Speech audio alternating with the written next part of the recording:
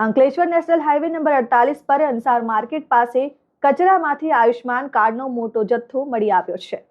Ankleshwar national highway નજીક Ansar market વિસ્તારમાં કચરામાંથી આયુષ્માન કાર્ડનો મોટો જથ્થો મળી આવતા સ્થાનિક પ્રશાસન અને આરોગ્ય વિભાગમાં ચકચાર મચી ગઈ છે। મળેલી માહિતી મુજબ આ કાર્ડ સુરત શહેરના લાભાર્થીઓના હોવાનું સામે આવ્યું છે। પ્રાથમિક અનુમાન મુજબ કોઈ એજન્સી દ્વારા આ કાર્ડનો નિકાલ કરવામાં આવ્યો હોઈ શકે છે। મહત્વપૂર્ણ બાબત એ છે કે આ કાર્ડ લાભાર્થીઓ સુધી પહોંચ્યા જ ન હતા અને સીધા જ કચરામાં ફેંકી દેવામાં આવ્યા હોવાની શંકા વ્યક્ત કરવામાં આવી રહી છે।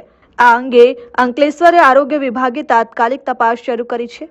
આરોગ્ય અધિકારી ડોક્ટર સુશાંત કઠોરવાલાએ જણાવ્યું છે કે મળેલ કાર્ડનો જથ્થો જૂનો લાગે છે અને શક્યતા છે કે પ્રિન્ટિંગ પછી લાભાર્થીઓને વિતરણ કરવામાં આવ્યા વગર જ તેને નષ્ટ કરી દેવામાં આવ્યા હોય। જો કે હાલ લોકો ઓનલાઈન જ કાર્ડ મેળવી લેતા હોય છે, આથી તેઓ એજન્સી પાસે ફિઝિકલ કાર્ડ લેવા ન ગયા હોય એવું બની શકે।